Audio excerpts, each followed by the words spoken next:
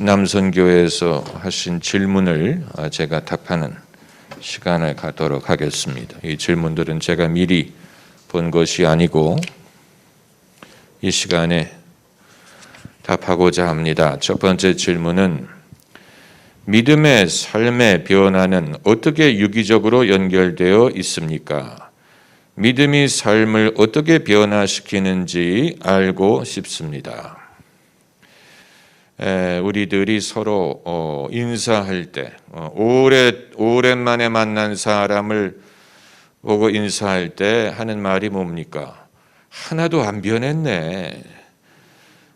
그건 칭찬이지요. 늙지 않았다 하는 말입니다. 그러나 신앙인에게 만약에 하나도 안 변했네 이렇게 말하면 그건 그동안에 믿은 것이 그 사람을 변화시키지 못했다는 말이니까. 그런데 이 변화라는 것을 우리가 양적으로 볼 수가 없고 질적인 변화요 또 실존적인 변화인데 만일 내가 내 스스로를 살펴봤을 때 변화된 면이 없다면 나는 변하지 않은 것입니다. 남이 나를 어떻게 보느냐를 말하기 이전에 내가 느끼기에, 내가 경험하기에, 내가 아는 내 자신의 모습의 신앙으로 말미암은 변화를 느낄 수 없다면 그 사람은 변하지 않은 것입니다. 그러나 그건 불가능합니다. 정말로 주 예수께서 내 마음에 들어와 계시다면 어떤 변화라도 근본적인 변화가 일어날 수밖에 없어요. 다만 많은 사람들이 그 변화의 증거를 엉뚱한 데에서 찾기 때문에 변하지 않은 것처럼 생각할 수는 있습니다. 대다수의 사람들은 그 변화의 증거가 자신의 이 정서의 오리라고 생각을 하는 듯합니다. 다시 말하면 내 불같은 성질을 주님이 바꿔주시리라고 생각을 하는 듯한데 그쪽에서 주님의 변화시키는 은혜를 찾으면 안 돼요. 왜냐하면 성질이 급한 사람은 예수님을 믿었을 때에도 급하게 믿어요. 반대로 둔한 사람은 예수님을 믿었을 때도 둔하게 믿습니다. 그 사람의 타고난 성품이나 기질을 주님이 어떤 기적적인 방법으로 바꿔주시리라고 생각하기 어렵습니다. 만약에 내가 변했다는 증거를 그런 데에서만 찾는 사람은 자신의 신앙을 굉장히 단편적이고 단순하게 판단하는 것입니다. 그 이외에도 사람이 자기 자신의 얼마든지 변화할 수 있는 많은 분야가 있어요. 그걸 우리가 볼 수 있어야 됩니다. 가장 큰 변화는 가치관의 변화.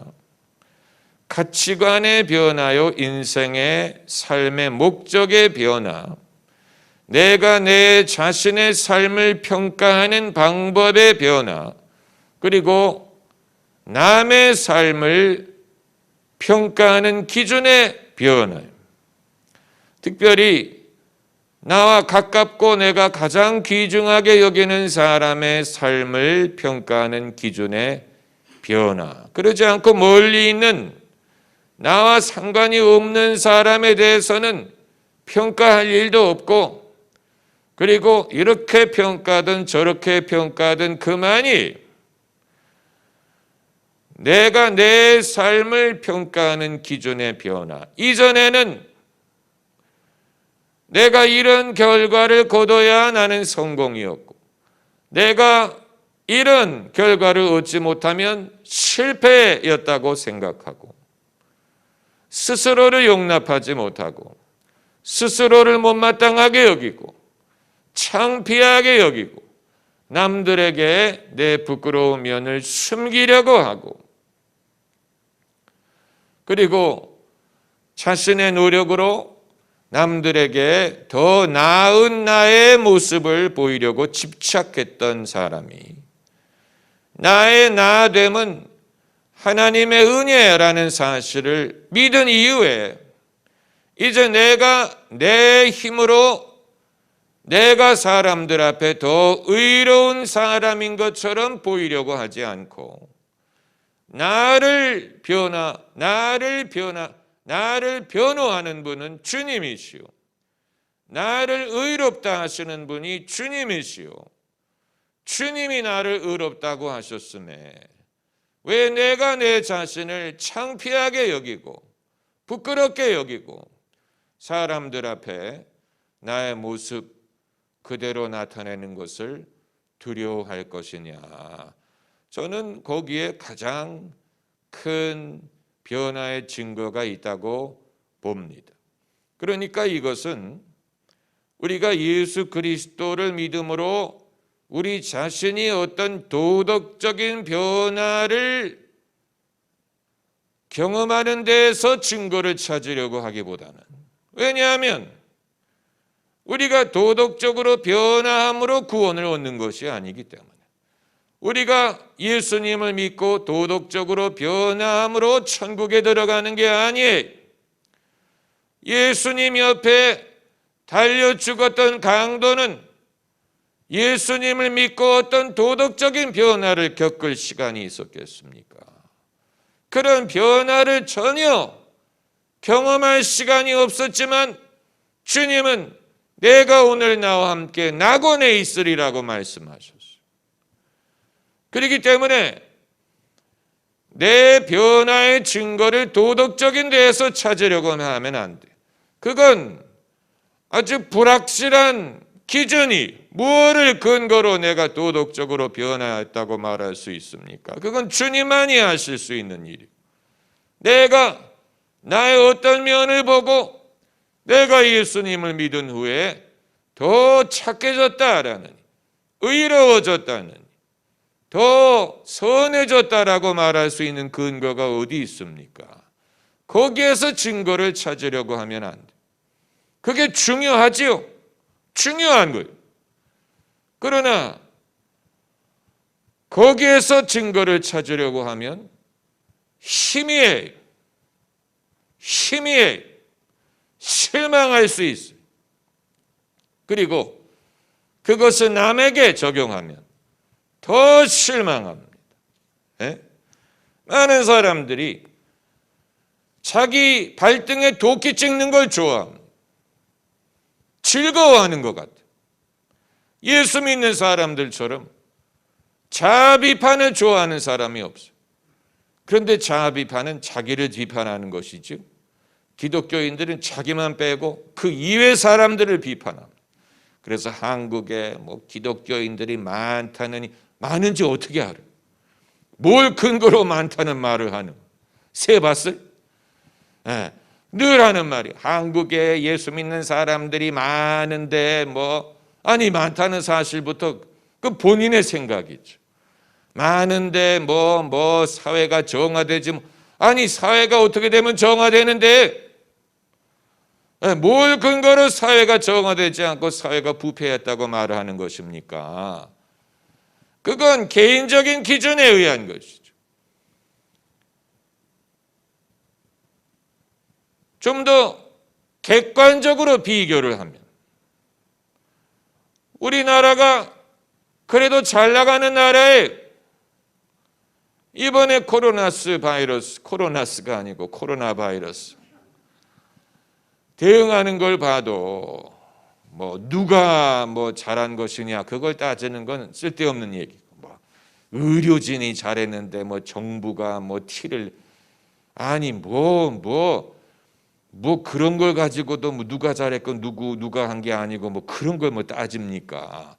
나라의 차원에서 비교를 하면 우리나라가 아주 잘한 거에, 아주 잘 대처하는 중에 다른 나라에 비교해 보면, 이란에 비교해도 그렇고 이탈리아에 비교해도 그렇고 그 이외 유럽 국가에 비교해도 그럴 거예요.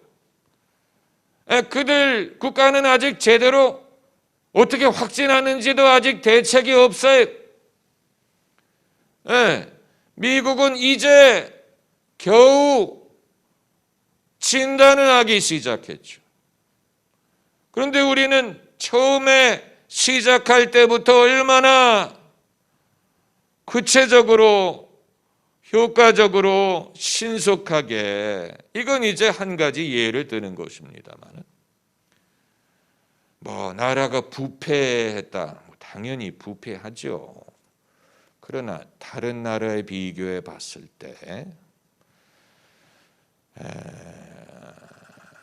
남의 나라, 더 부패한 나라를 제가 말하면 그들을 모욕하는 것이지만 다 아는 사실이니까 멕시코에 한번 비교해 봅시다. 멕시코는 누가 범죄 집단인지 알 수 없을 정도로 그 나라 자체가 부패의 고리로 연결이 돼 있죠. 범죄 단체가 누구라고 말하기가 어려울 정도로 정치인들, 군인, 경찰, 공무원 모두가 다 연결이 돼 있어요. 그런 나라에 비교하면 대한민국은 엄청나게 공의로운 사회예요. 참고로 공의가 하수처럼 흐른다라는 말을 함부로 쓰지 마세요. 그건 너무 사람들이 입에 오르나서 이 진부한 표현이 됐어요. 그 판사가 판결을 할 때도 섣불리 공의가 하수처럼 흐르는 게 뭘 말하는 건데, 그런 정의가 없이 그냥 공의가 하수, 그게 무슨 뜻이? 어떻게 하면 공의가 하수처럼 흐른다는 얘기? 그런 경우를 봤어요? 그런 사례를 봤어요? 어떤 구체적인 예가 없이 그냥 막연한 개념으로 공의가 하수처럼 흐른다라는 것은 의미를 상실한 말이 되는 거예요. 구체적인 뜻을 알지 못하는 표현은 의미를 상실하는 거예요. 특별히 그것을 실제적인 어떤 상황에 적용을 해서 요구를 하게 되면 어떻게 하는 것이 정의가, 공의가 하수처럼 흐르는 것이 되겠습니까?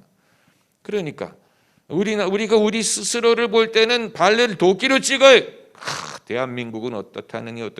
그런데 비교해 보면 대한민국이 상당히 살기 괜찮은 나라예요.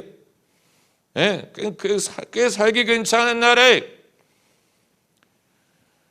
범죄율이 그렇게 높지 않죠. 여러분, 대한민국은 밤에 무서워서 다니지 못한다라는 말 별로 못 들어보셨죠? 대한민국은 여러 가지 면으로 봤을 때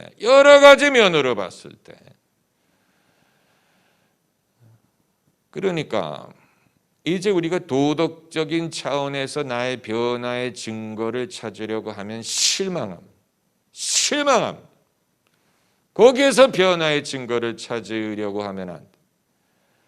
특별히 남에게 그걸 요구하면 안 돼. 저 사람이 예수를 믿은 후에 도덕적인 변화가 없는 것 같다, 내 양에 차지 않는다. 도덕적인 변화의 증거를 찾으려고 하면 아마 성경의 인물도 그런 증거를 구하지 않는 것. 예수님이 그런 증거를 구하신 것 같지 않고, 예수님은 믿음을 보기를 원하셨죠. 또 회개하기를 원하셨죠. 당신이 이적을 가장 많이 행한 사람들이 회개하지 않는 것에 대해서 탄식하셨지, 어떤 도덕적인 변화가 더디다는 사실로 예수님이 예수님은 이제 세상 죄를 지고 돌아가시려고 하는데, 예수님이 세상 죄 때문에 십자가에 돌아가시는데, 그렇다면 사람들이 도덕적으로 부패했다는 것은 기정사실 아닙니까? 그러니까 예수님이 십자가를 지신 것이죠. 만약에 예수님이 십자가를 지기 이전에 세상에 너무 죄가 많다 탄식하셨다면 그 일을 위해 오신 것이 아닙니까? 그렇기 때문에 우리를 구하러 오셨는데. 그러므로 사람이 예수님을 믿은 후에 가장 복음적인 변화는 자신의 의롭다함이 예수 그리스도의 은혜로 말미암았다는 사실을 믿는다면 자기 자신의 노력으로 스스로를 의로운 것처럼 보이려고 하지 않고 자신의 모든 심판을 주님의 손에 위탁하고 나의 나됨은 하나님의 은혜다. 내가 흠이 많고 결함이 많으나 하나님은 그럼에도 나를 사랑하시고 나를 의롭다 하셨다. 그 믿음 위에 사는 사람, 그 사람이 믿은 이후에 믿음의 변화를 나타내는 사람.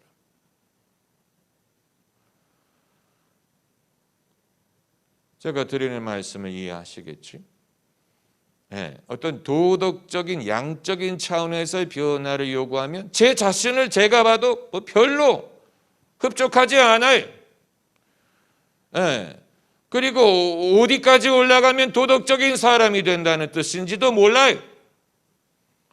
네, 무슨 누구를 닮아가기, 간디를 닮아가라는 얘기입니까? 무슨 슈바이처 박사를 닮아가라는 얘기입니까? 네, 어디를 올라가야 되는지도 불확실해. 어떻게 되면 도덕적인 사람이 되는지도 불확실해. 이전에는 도덕적인 사람이요 본복인 줄로 알았는데 알고 보니까 아니었던 사람들도 많아.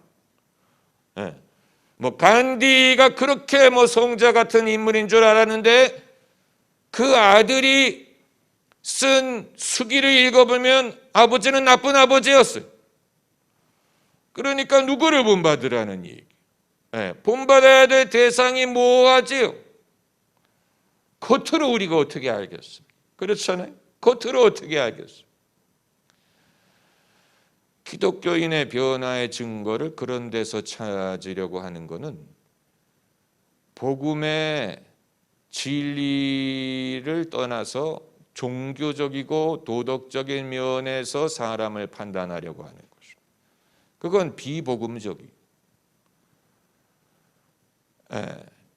결국 사람이 예수를 믿어 정말로 이전에는 예수 믿기 전에는 전혀 갖지 못했는데 믿은 이후에 달라지는 가장 확실한 부분은 이전에는 자기가 자기를 변호하느라고 급급했어요.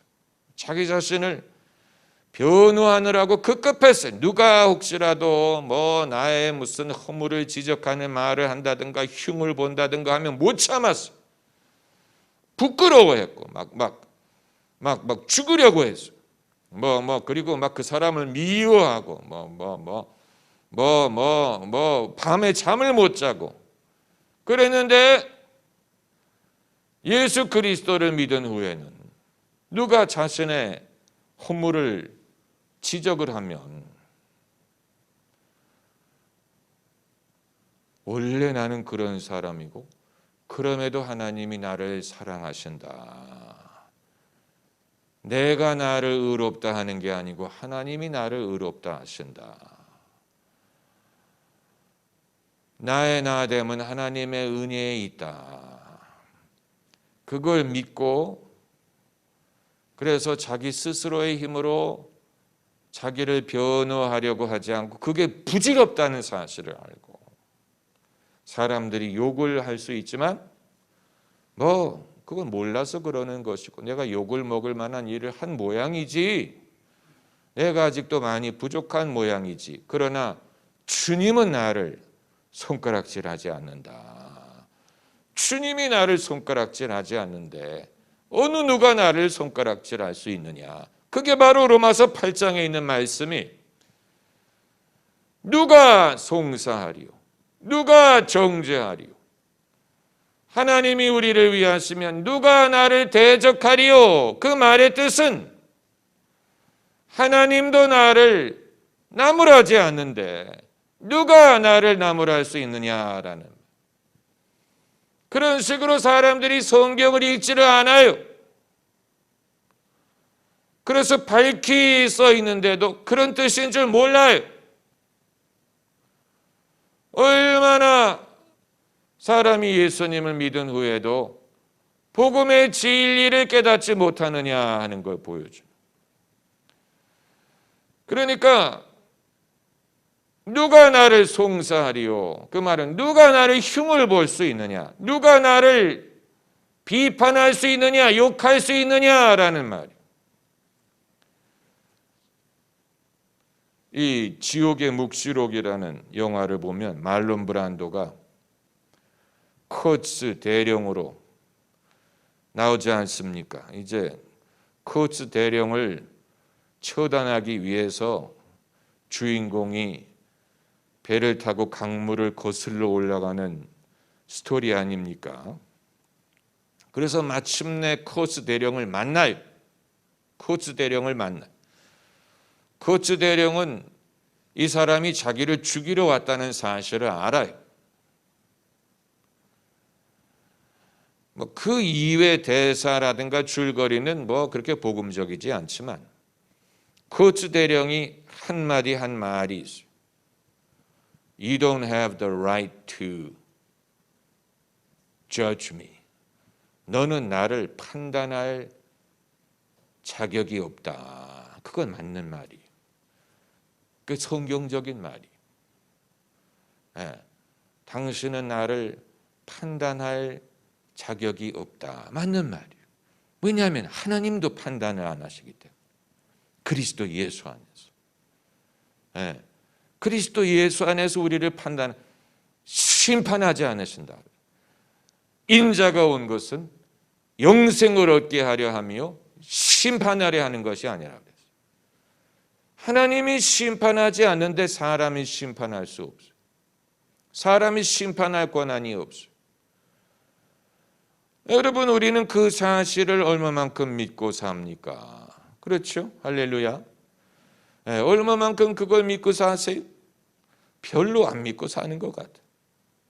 한국 사람들이 제일 비복음적인 면은 뭐냐면 쪽팔리는 것을 무엇보다도 싫어하는, 부끄러운 거, 죽기보다도 싫어.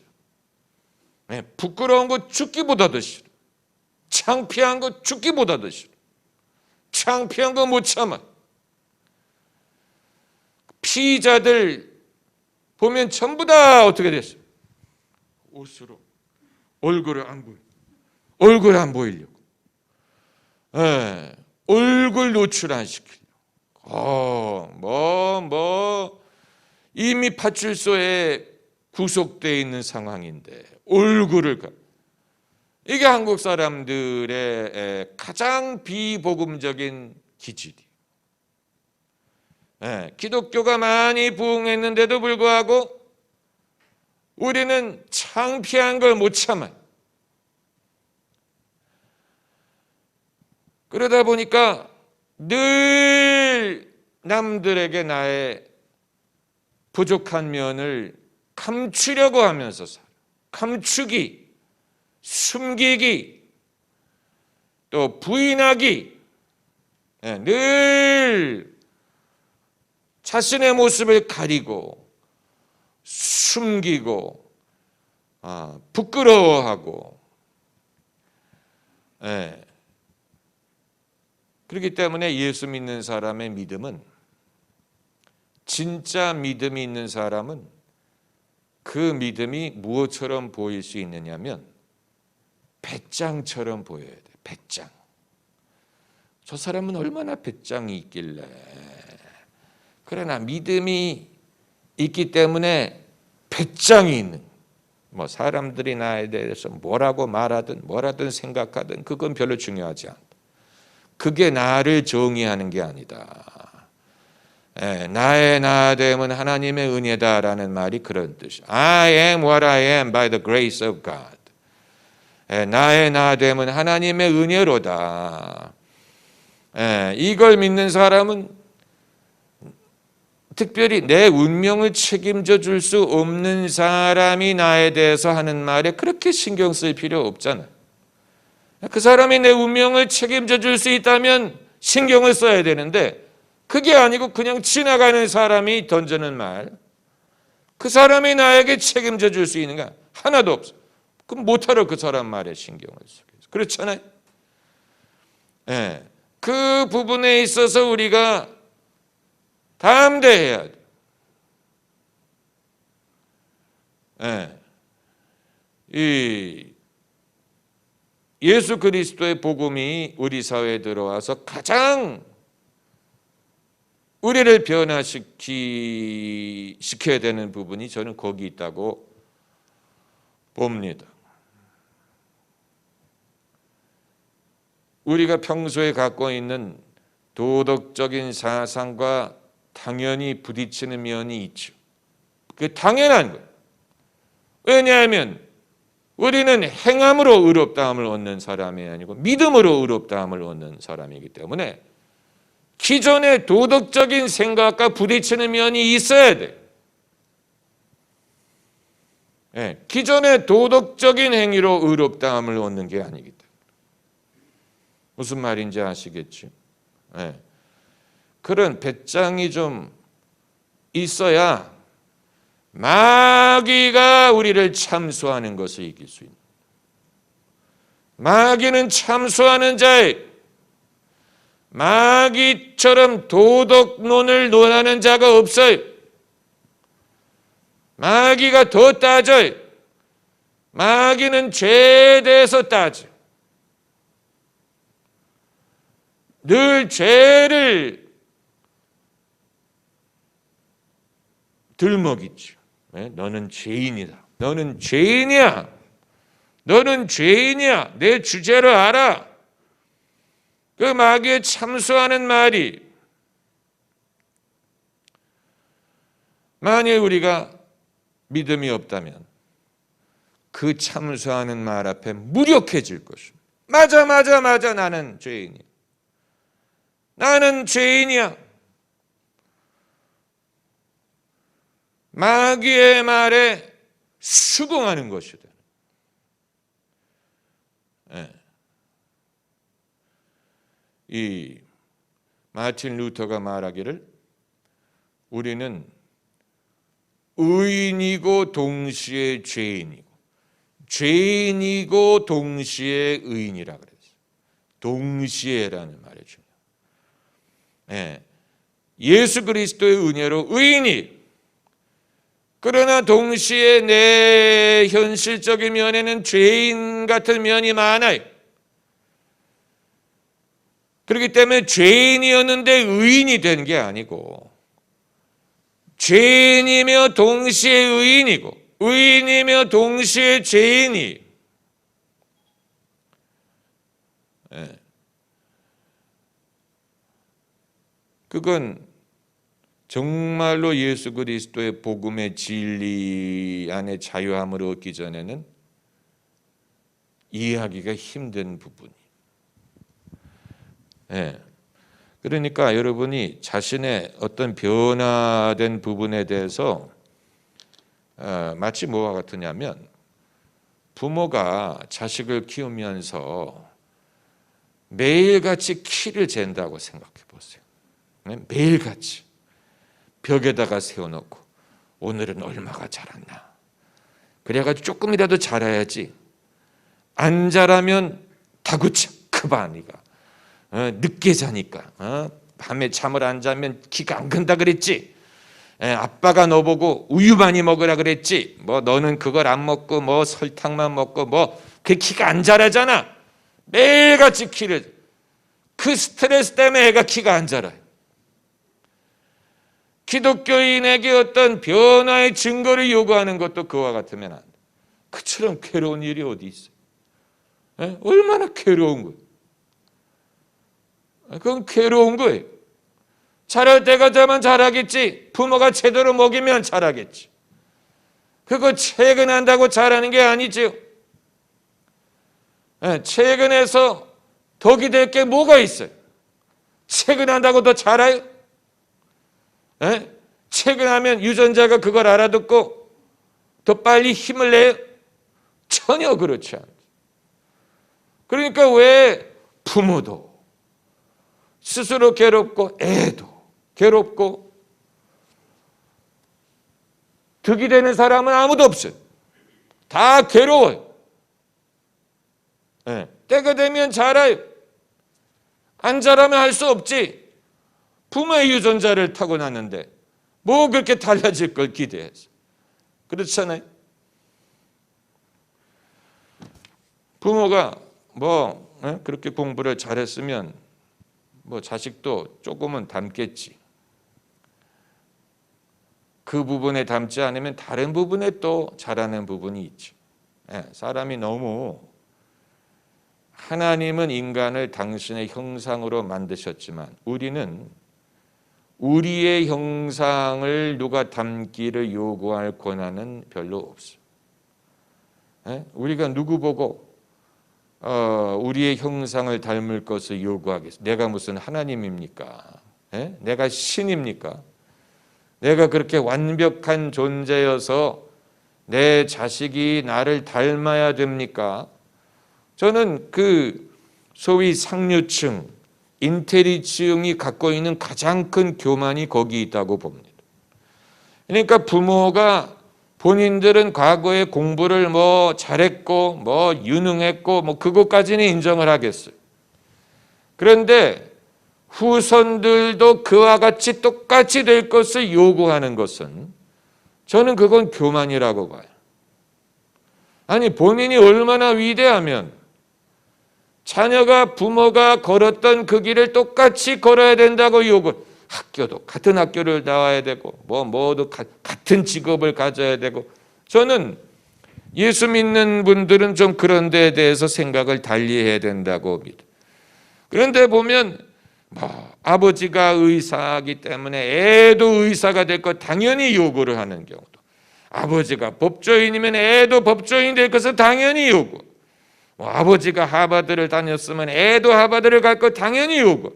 그런 사람들이 얼마나 많은지 몰라요, 세상에. 아니 본인이 얼마나 잘났으면 자식도 자기를 완벽하게 닮아야 된다고 요구를 한다는 얘기입니까? 그렇잖아요. 좀 다른 방법으로 달라야 돼. 다른 방법으로 커야지 인류에게 희망이 있는 거죠. 똑같은 복사본이 나온다면 그 인류에게 희망이 없는 거예요. 여러분 그렇게 생각 안 하세요? 좀 다른 종자가 나와야 인류에게 희망이 있는 거예요. 똑같은 복사본이 나오면 뭐가 달라져? 그런데 그렇게 요구하는 사람들이 의외로 세상에 많아요. 의외로 많아요. 저는 가끔 그런 걸 보면서 사람의 진실이 저기에 있구나. 하나님이 함께 하시는 집안은 그렇게 하지 않을 것이라고 저는 봐요. 하나님이 계획을 갖고 있는 집안은 좀 다른, 부모가 생각하지 않았던 다른 종자가 나와서 전혀 다른 가능성의 세계를 열고 다른 일을 가능하게 하리라고 생각을 하지, 무슨 부모가 다녔던 학교를 그대로 나오고 부모가 가졌던 직업을 그대로 하고 그러려면 못하러 애를 낳습니까? 그냥 본인이 열심히 살지. 저는 그런 부분에 있어서 우리가 깨어야 되는 부분이 있다고 봅니다. 코로나19로 인해서 혼란한 가운데 특히 작은 혼란에 쉽게 두려움을 느끼며 흔들리는 연약한 믿음을 대하게 됩니다. 코로나19를 대하는 믿음의 자세는 어때야 합니까? 그리고 조심함과 비겁함, 그리고 담대함과 무모함을 분별하며 혼란한 상황에서도 흔들리지 않은 믿음을 유지할 수 있을까요? 아주 좋은 질문이. 이런 훌륭한 질문을 할 수 있는 분은 스스로 답도 갖고 있어요. 질문은 잘하는데 답은 모르는 경우는 없어요. 이미 이 질문 속에 다 답이 있지 않습니까? 이 조심함과 비겁함, 담대함과 무모함, 이 전쟁터에 나간 병사가 갖고 있는 가장 큰 두려움은 죽으면 어떡하냐 하는 두려움. 그게 병사를 완전히 무력하게 만들죠. 두려워 떨게 만들죠. 이 밴드 브라더스 그 시리즈 보면 그런 장면이 나오지 않습니까? 두려워서 떠는 병사 앞에서 고참이 뭐라고 말하냐면, 네가 죽지 않아야 된다고 생각하지 말아라. 죽게 되면 죽는다. 이 말을 하는 장면이 나와요. 그러니까 나는 죽으면 안 돼라고 생각하지 말라. 전쟁터에 나왔는데, 아니 나는 죽으면 안 된다고 생각을 하면 어떻게 전쟁을 하겠습니까? 그렇기 때문에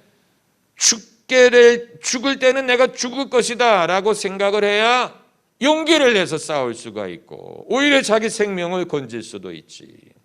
그게 아니고 나는 죽으면 안 돼, 죽으면 어떻게 하고 부들부들 떨게 되면 본인도 위험해지고 같은 부대원들도 위험하게 만들어요. 그러니까 코로나19가 그렇게 치사율이 높은 병이 아니. 여러분 다 아시잖아요. 그렇게 치사율이 높은 병은 아니. 특별히 대한민국에서 치사율이 그렇게 높지 않아요. 안 걸려야죠. 그런데 걸리더라도 뭐 그렇게 죽을 것처럼 겁을 내지 마세요. 뭐 내가 평소에 뭐 이 면역력이 약하다든가 무슨 위험군에 있는 사람을 제외하고, 그리고 만약에 걸리면 기쁜 소식 교회 교인이라는 사실만은 숨기면 돼요. 걸리더라도 그 사실은 말하지 마세요.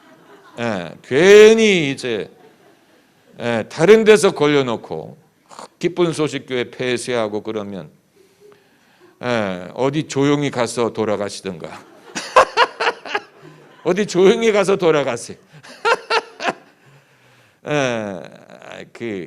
그러니까 뭐 걸린다고 세상 끝이 아니라는 말씀을 드리네. 걸리면 세상 끝이야. 그렇게 생각하면 아무데도 못 가요. 그야말로 그런 성도들이 있어요. 집 바깥에 안 나가고 집 안에서만 하루 세 끼 삼식이 가족 하루 세 끼를 집에서. 아마 코로나 사태가 지나가면 몸은 건강할 테지만 심리적으로 상당히 병들어 있을지 몰라요. 그 기간 동안에 엄청난 스트레스를 받고 살았기 때문에. 이건 뭐 우리가 상식적인 범위 안에서 무슨 나는 믿음의 힘으로 나는 바이러스도 나는 싸워 이기겠다 뭐 이런 무모함을 하지 말고, 그렇다고 지하철은 항상 타고 다니면서 교회는 못 온다는가, 그것도 좀 이상한 거예요. 지하철은 늘 타고 다니면서 왜 교회는 못 와요? 그것도 이상한 거 아니? 지하철처럼 밀폐된 공간이 어디 있어? 누군지도 모르는 사람들이 가득 있는 데서 이제 그걸 타고 다니면서 교회는 안 와. 교회 가면 위험하다는.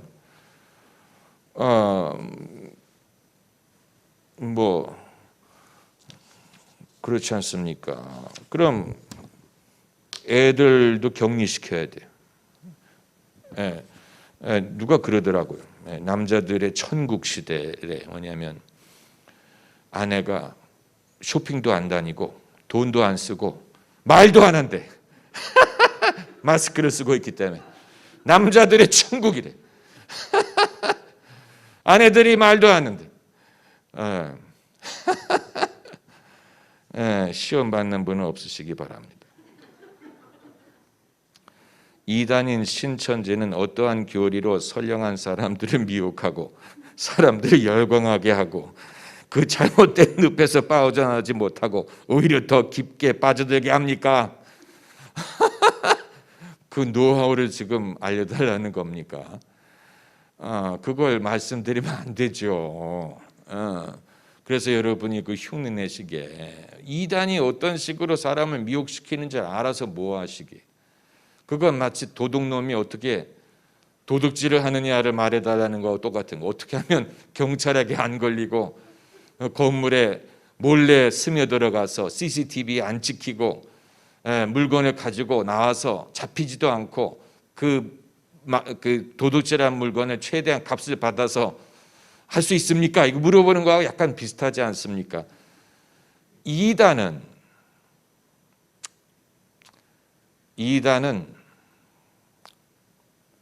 사기꾼이고 가장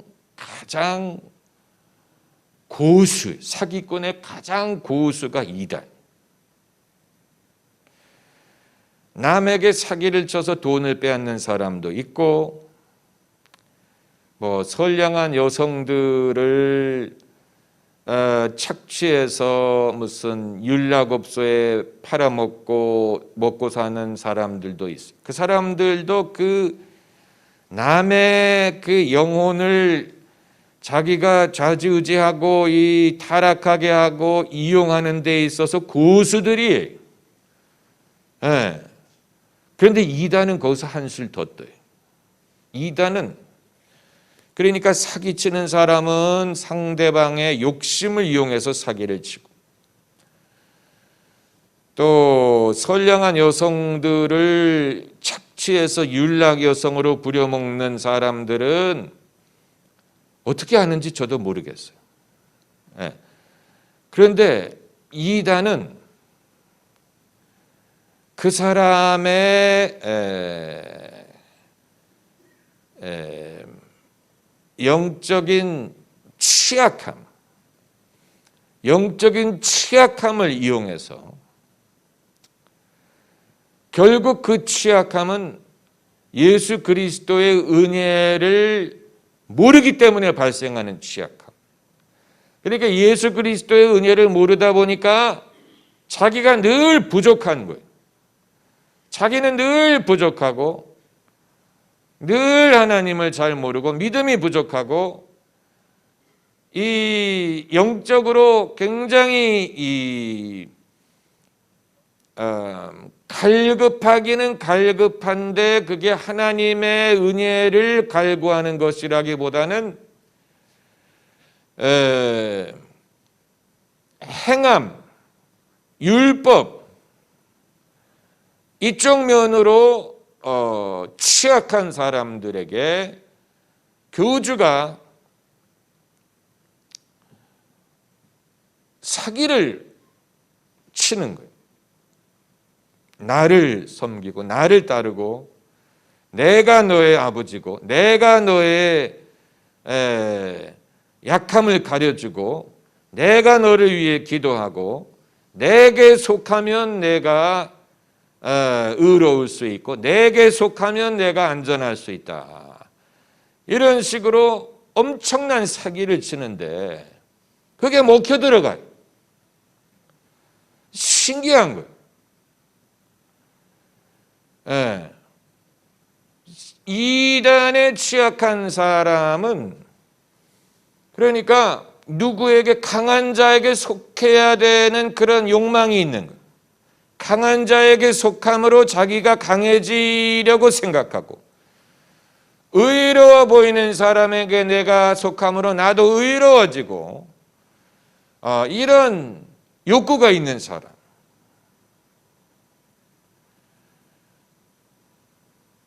거짓 선지자. 그리고 거짓 선지자는 자기 혼자만의 어떤 카리스마로 사람을 속이는 게 아니고 그를 도와주는 악령들이 있어요. 그를 도와주는 악령들이 있어요. 그렇기 때문에 거짓 선지자를 가까이 하면 희한하게도 뭔가 영적인 역사가 일어나는 것 같아요. 그 거짓 선지자에게 영험이 있는 것처럼 보여요. 그렇기 때문에 거기 빠져들어가는 거예요. 거짓 선지자는 만나지도 말아야 되고 그와 대화도 섞으면 안 돼요. 그건 마치 하와가 뱀하고 대화를 시작한 것과 같은 거예요. 뱀하고 대화를 시작하니까 하와의 취약성은 다 드러나. 뱀하고 대화를 섞으면 안 돼요. 뱀은 영리해요. 결국은 하와가 뱀에게 속잖아요. 거짓 선지자도 이와 같아요. 속는 거예요. 다만 진짜 믿음이 있는 분별력이 있는 사람이 거짓 선지자를 만나면 첫인상부터 싫고 그 말 자체가 왠지 싫고 신뢰가 안 가고 불안하고 그냥 싫어요. 네, 싫어요. 그리고 추종자들이 막 흥분하고 그러는 거 보면 더 이상하고 싫어요. 그게 분별력이 작동하는 거예요. 근데 그게 분별력인지 모르는 사람은 내가 왜 이럴까? 나는 참 불경건한 사람이야. 저렇게 사람들이 영적으로 막 흥분하고 그러는데 왜 나는 그러지 못할까? 나는 믿음이 없나 봐. 그러지 않고 나 기분이 이상해. 느낌이 이상해. 나는 갈래. 이 사람이 분별력이 있는 사람. 네. 그런 데서 마음이 불편하고 이상하고 난 여기 있고 싶지 않다. 이상하다 하고 나가야 그게 분별력이 있는. 그런데 그런 상황에서 막 사람들이 하는 대로 막 흥분하고 이러는 사람들은 미혹된 사람들. 그러니까 참 신기한 거죠. 신기한 거. 이 거짓 선지자는 아마 하나님이 회개할 기회를 주실 것 같지 않아요. 지금까지 수많은 거짓 선지자들이 회개했다는 얘기 못 들어봤어요. 거짓 선지자를 여러분이 조심해야 돼요. 거짓 선지자. 거짓 선지자는 이 양의 옷을 입고 양의 옷을 입은 늑대라고 했어요. 양의 옷을 입은 늑대, 거짓 선지자. 이단 교주들은 다 거짓 선지자예요. 거짓 선지자. 그리고 이 세상에는 거짓 선지자들이 많아요. 사람이 하필이면 거짓 선지자로 살려고 할까? 정직한 직장을 갖지 왜 거짓 선지자로 한 몫을 챙기려고 할까? 그 사람들은 아마 이 세상에서의 영광을 얻기 위해 자신의 영혼을 팔아먹는 사람일 수도 있어요. 자기 영혼을 팔아먹는 대가로 이 세상에서의 영광을 누리려고 하는 사람일 수 있어요. 그러니까 어느 시점에 엄청난 시험에 그냥 넘어간 거예요. 본인이 마귀가 시험을 했던 그 영혼을 시험할 때 넘어간 거예요. 이 마귀가 예수님도 시험했잖아요. 그래서 나에게 엎드려 절하라. 그러면 내가 세상의 영광을 주리라 그랬잖아요. 예수님이 당연히 거부하시고 기록되었으되 주 너의 하나님만을 경배하고 그를 섬기라 하느니라 하셨죠. 만약에 그 시점에서 그 시험에 넘어가면 그래서 그래요. 내게 세상의 영광을 주시오. 내가 당신을 섬기겠소. 그렇게 됐을 수도 있어요. 그 마귀가 예수님만 시험했겠어요? 그렇잖아요. 예수님만 시험했겠어요. 그런 시험일이 존재한다는 걸 우리가 알아야 돼요.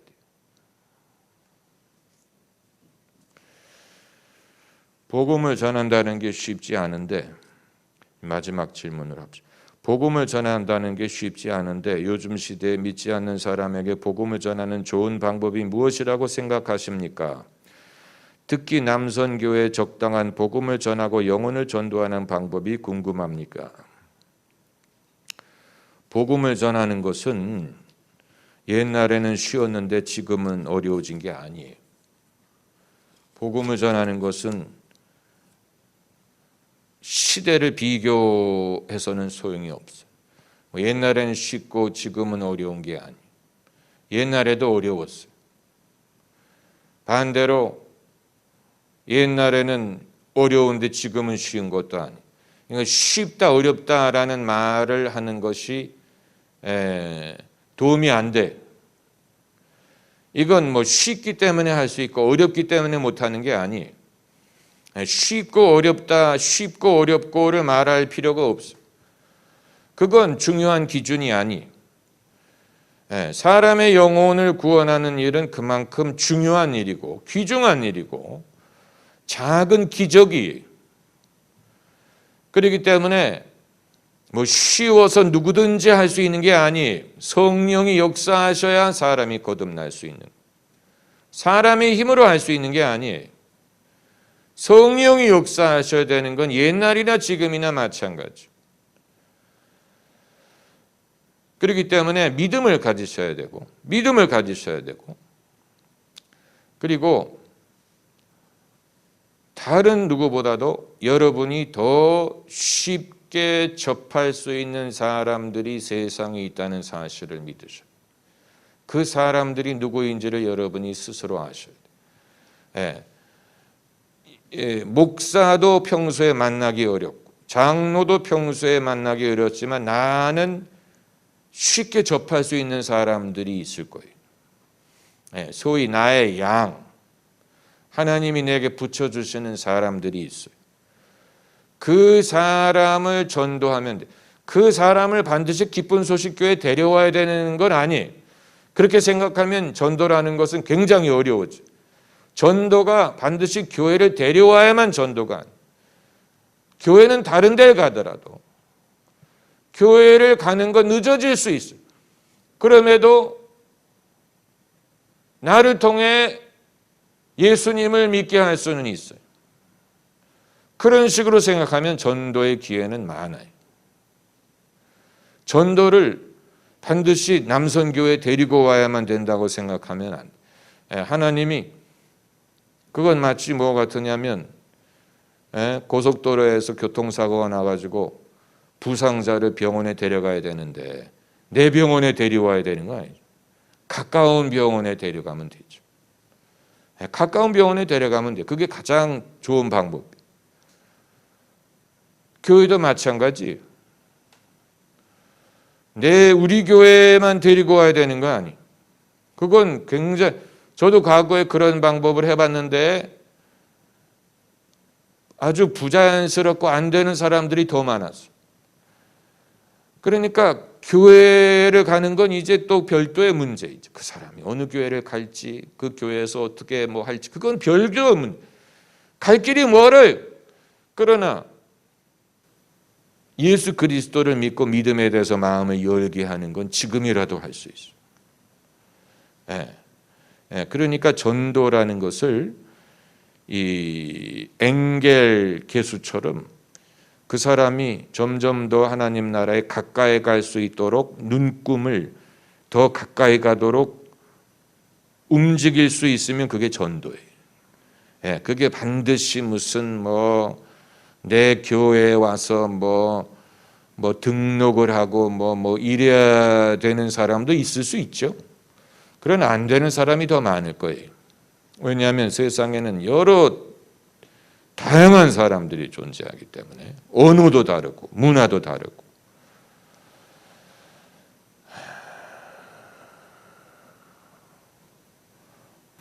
시간이 됐기 때문에 집에 가야 돼요. 언제까지? 여러분이 그래서요 또 얘기해 주세요.